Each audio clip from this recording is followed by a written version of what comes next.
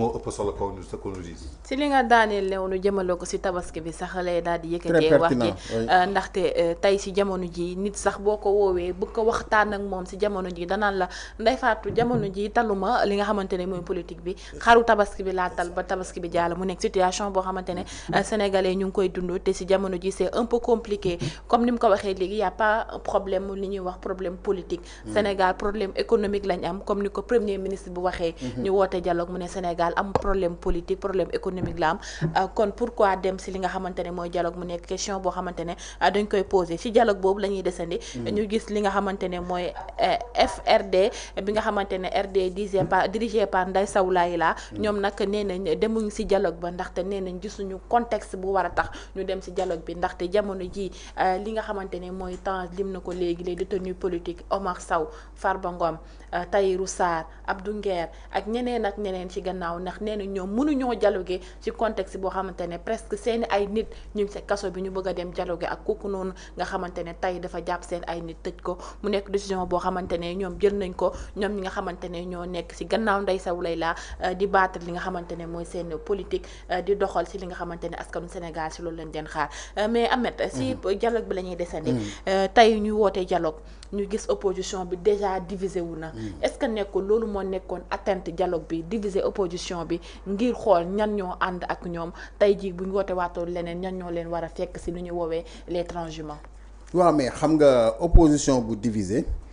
moom yaakaar naa ni ñoom lay neex ñu diviser leen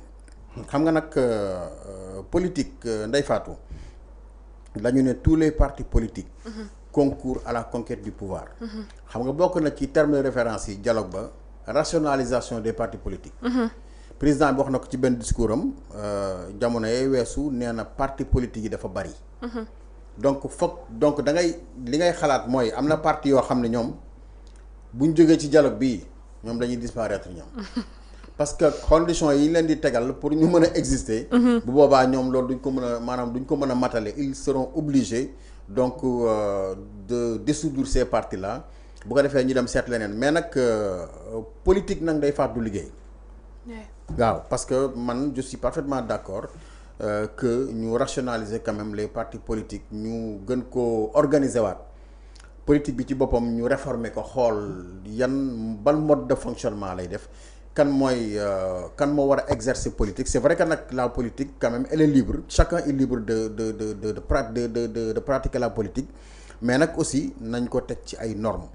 alors opposition bi en tant que telle mais kan mooy opposition bi xam nga yow fu mu nekk nii su ma leen woon teel rek ne la Ndeye Fatou kan mooy le vrai opposant actuellement au Sénégal sa xel ci kan lay njëkk a dem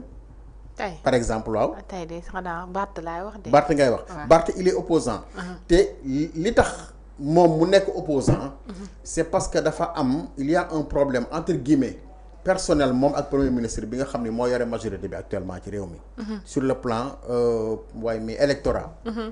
bul fàtte ni 2022 coalition Yewwi Askan Wi ñoom Barthélémy Dias ci nekkoon ak ñoom Khalifa Sall ñii ak ñoom ñëpp face à Macky Sall ay gaynde nag billaay tagguñu ko nekkuñu di ko defal ay éloge wala quoi mais gaynde la mais maanaam force mouvance boobu amoon ñi taxawoon di résister ñoo fi nekkoon di kii rek mais xamoon nañ ni loolu vraiment keneen ku ñu songoon ku dul Macky Sall doo ci génn donc de façon circonstancielle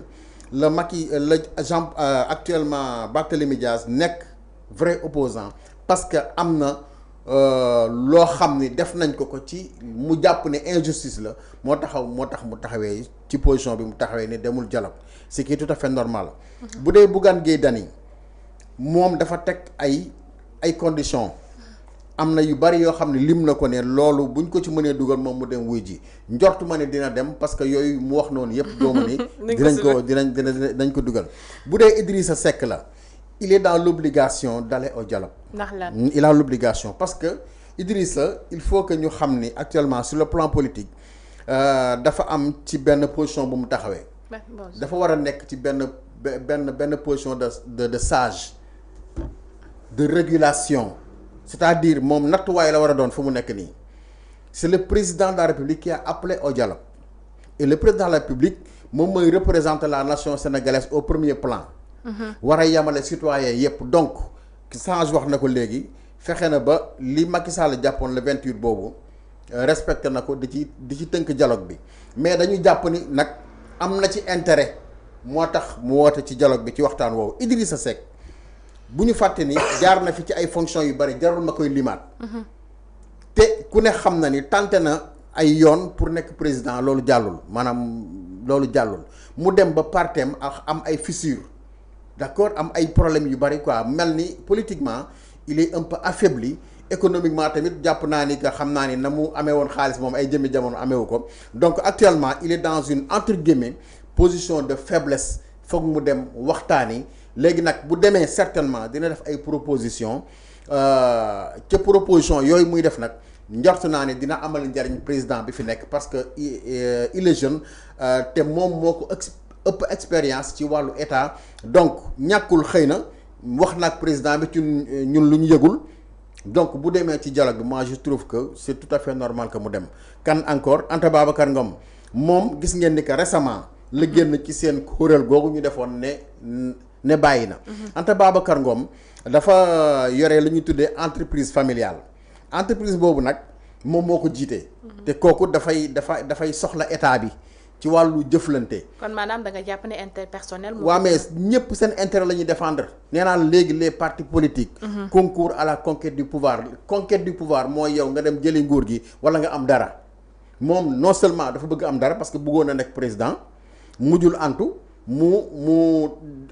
fexelewaat ba dem assemblée nationale léegi loolu mu def nii malgré tous les moyens qu'il a déployés daf ko permettre léegi mu am une assise politique. mënatoo lim léegi politiciens yi nekk Sénégal waaye te limaale woo ko ci donc elle a réussi quand même à se faire une place même bu fekkee ni que c'est pas très confortable au sein de la classe politique moom itam pour entreprise am boobu mu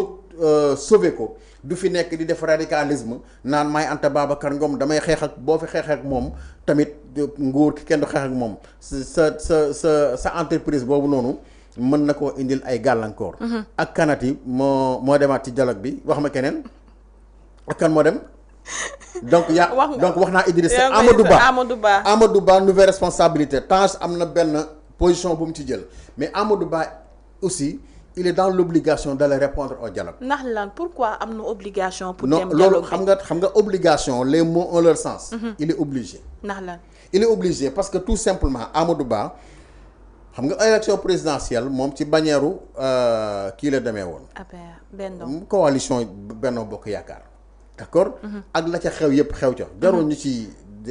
dellu siwaat dafa créer sax une guerre entre guillemets entre nouvelle responsabilité ak ñi nga xam ne ñoo ànd ak Macky Sall. tout en sachant que Amadou Ba Macky Sall moo ko désigné woon def ko candidat. au détriment de certains de ses plus proches. notamment kii nga xam moom mooy Abdoulaye Daouda Diallo Aly Ngouille Ndiaye ak waa ji nekk Kolda xaw ma nu mu tuddati Mame Boye Diao d'accord ak ñeneen ñu mu jël ko assumer ni moo ko jël def ko candidat mais dégg nga Abdoulaye Seydou Sow nee na à un moment le président voulait changer de candidat moo tax mu bëggoon jël élection yi repousser ko Amadou Ba a refusé catégoriquement te dafa taxaw ci télé bi waaw Abdoulaye Seydou Sow qui le dit après les élections en un moment le président voulait changer de candidat waaw. mais il n'a pas changé de candidat ce qui reste quand même visible et factuel c'est-à-dire que Amadou Ba a été le candidat de Benno Bokk Yaakaar jusqu'au soir du 24 mars le jour où il a perdu les élections moom moo dem élection maintenant léegi nag moo nekk candidat wu Macky Sall moo dem élection et il a perdu léegi ñoom li ñuy wax mooy dañ leen a xeex moo tax ñu perte élection yi moo tax Macky jël nee nañu jël pouvoir bi jox ko ñi nga xam ne ñoom ñoo fi nekk. li tax mu war a dem. laa lay wax dafa nekk ci benn position boo xam ni maanaam Amadou Ba moom buggul kenn mere ko. xam nga mais nag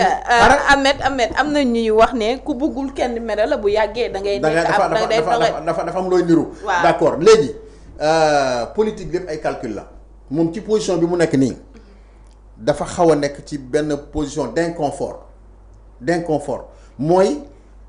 bëggoo ñi mere la bëggoo ñële mere la xam nga li tax bëggul wax APR mere ko parce que foofu dafa soxla ay militants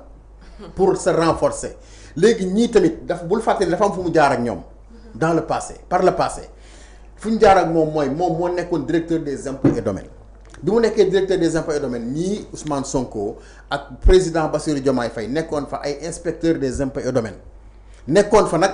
mu nekk seen kilifa amoon ak jëflante gu jege gu doxoon ci seen diggante léegi kóllëre googu noonu day wéy ba tey moo tax moom xëy na day am kersa bu nit ñi naan duñu ko du critiquer du def radicalisme nangam ak nangam xëy na loolu mën na am loolu la jàpp seen diggante ñoom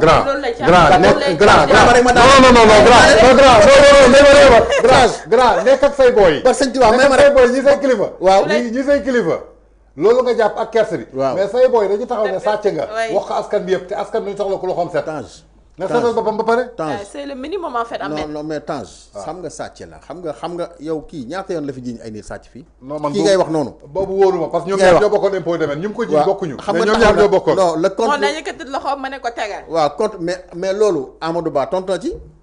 parce que moom Amadou Ba le 21 octobre. il a tenu une conférence de presse. ci maison du parti socialiste.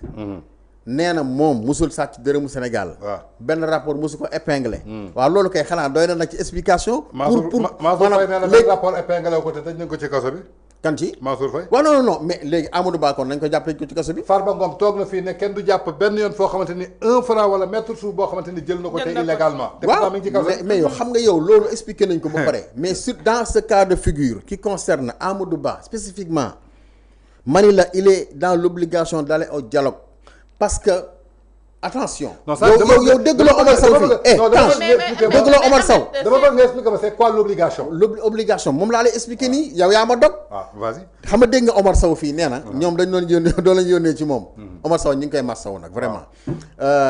doon lañ yónnee ci moom. nee na yónnee nañ fa ci moom ba tudd benn tur sax. comme léegi na tudd ay turu jàmbur wóorul. ci Amadou Ba te man qui faisait partie de l'équipe digitale. ça je peux le dire. de Amadou Ba pendant la campagne. J'étais dans l'équipe de communication. J'étais au sein de la coalition maanaam on a fait tout le Sénégal. am na ay jamono yoo xam ne c'est-à-dire pour ñëw ci li nga li kii wax Omar Sow wax ni ñu ngi doon yónnee ci moom pour mu ñëw ci ñoom jàppale leen. c'est pas encore prouvé du information boo xam ni Omar Sow indi na ci ay tegtal yu leer. mais daal wax na ko publiquement ñëpp dégg ko. te ba mu ko waxee ba léegi kenn weddiwu ko te loolu kenn indilu ko ci citation tamit wala diffusion de fausses nouvelles. durant la campagne am na ay jamono yoo xam ne dañ doon croiser maanaam dañ doon daje ci yenn dëkk yi ak coalition Pastef bi ak Ousmane Sonko. mais à aucun moment Amadou Ba n'a voulu faire la rencontre avec le leader de cette coalition là. am na benn bis ñu génn fenn di dem bi ñu génnee bay génn dëkk bi ñu annoncé ko ni am na cortège Sonko mi ngi romb te distance bi xaw na sori mu ne nañu taxaw bàyyi leen ba ñu jàll ñu soog a dem man li ma jàngat ci loolu nday faatu mooy Amadou Ba dafa doon éviter dajeeg Ousmane Sonko ci yenn circonstances yi te leeral lu ñu yenn yi ba pare. te dialogue bii nii nag c'est l'occasion mu dem fa pour leeral loolu te boo dégloo bu baax moom ci terme de référence yi moom itam wax na tamit ay proposition la xaw ma ay conditions la. mais Ahmed loolu est-ce que dina leer déedéet am na ay propositions yu mu def neen nañu waxtaanee li ñu wax ne dañu falsifier ay chiffres. ci logique boobu je suis entièrement d'accord avec lui parce que il y a un premier ministre qui est sorti pour dire que régime bi fi nekkoon dañu falsifier ay chiffres par rapport ak nangam ak nangam. Amadou Ba nee na loolu nañ ko leeral wax na it ni maanaam wàllu économie réew mi fi mu toll ci économie. nee na looy lit bëgg na ñu waxtaanee ko moom mu indi ci ay xalaatam pour ñu dolli ko ci terme de référence yi donc le fait que mu toog génnul deful attaque comme ni ñu koy wax li mu wax ci bi mu génnee ci mosquée omarienne bi lors de la Korité dafa wax ni jamonoy wax jamonoy liggéey la kon nañ leen bàyyi ñu liggéey donc moom il est obligé mu dem ci dialogue bi temps yi la passé seetluwuloo bi ñuy def kon nañu bàyyi ñu liggéey te mu bañ dialogue bi ñuy def bi ñuy def léegi d'actualité là à l'Assemblée nationale ak question d'actualité mais am na benn bis boo xam ni que opposition bi dañu boycotté kii boobu session boobu mais Amadou Ba ci la bokkoon te man jamono yi passé ma daaneel Sori Kaba ku ko xam ni mi ngi ci coalition Jàmm ak Njariñ ci nouvelle responsabilité la bokk il fait partie des plus hauts des plus proches de Amadou Ba. Je l'ai invité dans une émission et je lui ai posé la question de savoir est-ce qu'il y a des négociations entre vous ak ce régime-là mu ne ma il y a aucune négociation. Mais d'accord mais en tout cas daal man je lui ai posé la question ma léegi nag ma ne ko ndax dialogue bi yéen da ngeen ciy dem mu ne ma waxtaane guñ ko. C'était il y a 3 semaines de cela. Par la suite lañ ci soog waxtaan mais moom Sori Kaba tontu bi ma tontu nit nag xam nga da ngay lire entre les lignes. bi mu ma nee waxtaana guñ ci mais man personnellement Sori Kaba je ne suis pas contre le dialogue ca laa xam ni dialogue bi ñoom dañuy dem donc ils sont obligés d'y aller pour mën a éventuellement bu fekkee ni ka comme li Tange wax dafay rejoindre te à partir de là que la ñuy xam ndax moom après la lépp di leer nag te la ñuy xam ndax moom après dafay dem dugg ci gouvernement bi ak bonne fonction la fa nar a occupé wait and see. Ahmed man moom dogguma la juste pour compléter. waaw man je ne suis pas contre du dialogue. Je suis pas contre que ñoom aussi ñu bañ a dem dialogue ji je suis toujours présent pour que ñoom ñëpp ñu dem avec l'acteur. moment bi baaxut heure bi baaxut. contexte bi baaxut. donc intérêt Sénégal moo leen war ñor soit ñu xam ne dañuy opposé wala opposé wuñu quoi qu'on puisse dire Pastef nangul ko lenn du temps de l'opposition il était catégorique et radical. lu ñu gëm moom la ñu gëm ci moom la ñuy taxaw kenn du leen ŋàññ tey lii ñu gis fii amul sincérité te suñu demee ba nga xamante ni sincérité amul je crois que nit da nga war a fësal sa bopp moom su taxawee nañ leen bàyyi ñu liggéey du moom moo koy wax parce que ñoom la ñu fal pour ñu liggéey. moom position maanaam mooy lan ni mu pertee nguur gi ak tey ñii li ñu ko yàq. ak lan moo waroon nekk position ci sénégalais yi ndaxte suba su soxlaa sénégalais yi lay laaj ma wax la ñiy dem dialogue xam nga mooy ñan ñi amatul avenir politique Amadou Ba tey ku ko yeewoon 4 heures du matin xam na ni à 99% il n'a plus d'avenir politique pour devenir président de la République benn Khalifa Sall il ne xam nañ dootul doon président de la République Idrissa Seck xam nañ dootul doon président de la République Anta Babacar Ngom dafa dem natti ji dooleem benn élection la participer présidentielle 0,01 la am législative la dem coalition sàmm sa kàddu s'il y avait pas la coalition elle ne serait pas députée. kon ñooñu amooguñu poids ni base boo xamante ni tey jii war nañ ko mën a représenter xam nga kañ la ko mënoon xam nga dem benn élection ak sa parti nga am benn doole boo xamante ni téye nga ko tey mën naa jàpp ni que minorité bii nga xamante ni tey jii dem nañu ce sont des gens yoo xamante ni amatuñu benn avenir politique la politique du Sénégal ça appartient à la jeunesse et la jeunesse c'est qui Barthélémy Dias la jeunesse c'est qui Bougane Gueye Dany la jeunesse c'est qui c'est les NFA la jeunesse c'est qui c'est ambassadeur Cheikh Thiam ñooñu ñoo mën a jàkkaarloog ñii xam nga lan lañu c'est juste des gens yoo xamante ni ñi ngi dem pour continuer seen retraite ak seen dee tey Khalifa Sall mu dem mais non déglu ma non Khalifa Sall non déglu ma Khalifa Sall non c'est un peu sévère. Khalifa Sall ne sera plus candidat mënatul nekk candidat présidentiel jeexal na âge bàyyatu ko. waaw mais am na ay jeunes yu waaw déglu ma soxla xam. waaw déglu ma Khalifa Sall toujours soxla ñu xam-xamam. Idrissa Seck soxla ñu xam-xamam. il n'allait qu'à faire comme Moustapha Niasse woote congrès ñu fal keneen suñu falee keneen ñoom ñu nekk ci ginnaaw. Amadou Ba il a envie d'aller aider ay booyam. na jël nouvelle responsabilité dénk ko Sori Kaba ñu xam ne ko Sori Kaba mooy doxal nouvelle responsabilité moom mu dem jàppale ji ay booyam mais nouvelle responsabilité juddoogul li mi ngi soog a judd. waaw mais ba tey mais tey waa déglu ma xam nga daf ko juddal bi mu ko juddalee parti politique la il est opposant il est du côté de l'opposition il n'est pas avec le pouvoir tey démarche bii ñii di doxalee Amadou Ba moo la gën a xam finance moo la gën a xam gestion club de Paris moo fa demoon plan Sénégal émergent bi Amadou Ba moo ko bindul moo ut ci xaalis bi tey seen référence bii nga xamante ni teg nañ ko Amadou Ba ñoom ki ñu jël Amadou Ba moo ko indi Sénégal logé ko fii hôtel Radisson jël document bi présenté ko les bailleurs Banque mondiale ak lépp ba muy nekk club de Paris maa ànd ak moom maa nekkoon ci biir salle ba donc je le connais très bien tey ñu ci bëri foog nañ ko man militant Amadou Ba laa ñu ci bëri foog nañ ko Amadou Ba moo may fay may wax mais ku dégg may wax xam nga ne Amadou Ba fayuma y a beaucoup de Pastefiens dañu foog ni que Amadou Ba moo nekk sama ginnaaw ñu bëri dañu foog ni Amadou Ba mooy fay samay salaire te su doon fay sama salaire du nii laay waxee ak moom quand je suis pas d'accord avec toi je te dis que je suis pas d'accord quand je suis d'accord avec toi je te dis que je suis d'accord moment bi ñu toll Amadou Ba amul benn obligation bu ko pousser pour mu dem dialogue gi lenn rek moo ko ci yóbbu parce que APR boycotté na donc il veut régler ses comptes avec APR au détriment du peuple sénégalais le seul perdant xam nga kan la ce sera Amadou Ba parce que dina soxla ji ay militants tey ci biir partem y a des militants yoo xamante ni tey jii ils sont fâchés par rapport ak dialogue bi muy dem wax naa ko benn jour ma ne ko Amadou Ba am na foo xamante ni yow sa nopp eggu fa ñun dañ koy dégg ci say militants mënuñ jot ci yow ñun ñoo la koy jottalil tey APR mën naa leen wax leen mooy parti bi gën a dëgër mais jàpp naa ni suñu liggéeyul ñoom it seen bopp APR dëgëratul waa déglu ma non waa déglu ma la dama ne APR jàpp naa ni mooy parti bi gën a dëgër mais waaw may ma affaire gën a dee. waaw may ma terminer tey suñu liggéeyul seen bopp. suñu liggéeyul seen bopp dañuy perdre. nag bi dafa commencé naax de temps. non may ma wax la gis nga analyse bu garaaw laa lay defal. waaw acca. moo gën a dëgër xam nga moo gën a dëgër man ci élection lay basé wu.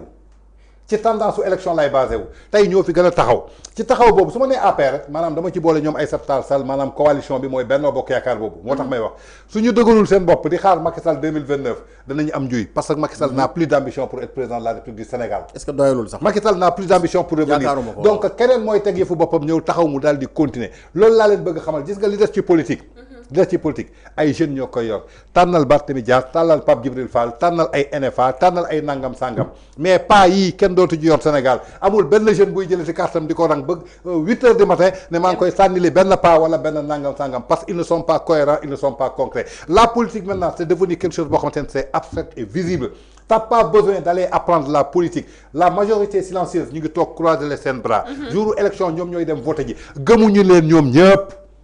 en commençant Khalifa Sall Idriss Seck ñoom ñëpp pare nañ leen lañ mën def jël seen ay booy jiital leen ñu xam ne booy yi kat am nañu ambition ñu taxaw ay Thierno Bocoum ñooñu ñoo taxaw mais tey jii Amadou Ba mu dem dugg ji ci gouvernement bi jàppal leen indi xam-xamam def ko pour Sénégal moo ëpp njëriñ mais quant à 2029 Amadou Ba soo ko dugaloon tey ci candidat yi du am sax 20% loolu man maa la ko wax avec tous ces milliards l'argent ne gagne plus la politique. est-ce que amati na milliard sax. déglu ma l'argent ne gagne plus la politique. l'argent ne gagne plus la politique parce que Pastef bi ñuy dem amul benn militant bu ñu jox ñaar dërëm. ñoom ñoo doon jël seen xaalis def ko tey ñoom ñoo nekk ci bopp réew mi et jusqu'à présent il continue de cotiser sénégalais yi loolu dugg na seen moyen bu njëkk xam politique lan la ku yor xaalisam nga toog mu ñëw jox la xaalis nga créer ko ay mouvement loolu c'est fini au Sénégal ku ko yaakaar yaa ngi nax sa bopp. non Mohamed Seck 2029 tu peux être président de la République du Sénégal. Inch'Allah. tu peux l'être xam na moo la ko. ko nekkoon nga xam. te déglu ma Diomaye laa la wax Diomaye en 2023 personne n'avait pensé qu'il sera président en 2024. moom sax bett na ko. voilà moom sax bett na ko. Diomaye en 2023 personne n'avait pensé qu'il serait président toi tu peux être président de la République à la veille des élections de 2029 yàlla mën na def nga teg dara. je donne le cas de Macron à 4 mois des élections parisiens yi amuloon kenn koo xamante ne foogoon ne mooy doon président. il était le plus bas 39 ans.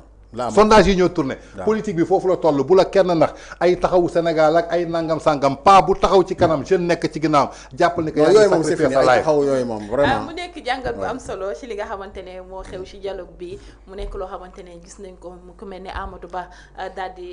jël décision pour dem ci dialogue bi man benn question rek laay laaj Amadou Ba pourquoi dialoguer ak ki nga xamante ne démb dala traité woon gën a yow sàcckat nga mu nekk question boo xamante ne dama koy laaj moom Amadou Ba man personnellement si c'était moi du ma daal di dem tant que leeraloo li nga xamante ne moom laa jël ci li nga xamante ne moo tax nga may jiñ sàcc du ma dem ci dialogue boobu mu nekk jàngat boo xamante ne am na solo boo xamante ne def nañ ko tey ci dialogue bi ñëpp naan dialogue la boo xamante ne dañ koo def ngir diviser li nga xamante ne mooy opposition bi mu mel ni division boobu ak atteinte yi def déjà am nañ ko ndax ci jamono ji opposition bi commencé nañoo diviser wu déjà mu nekk loo xamante ne am na fi waaye li nga xamante ne gis nañ ko ku mel ni buñ jugee ci kaawu dialogue bi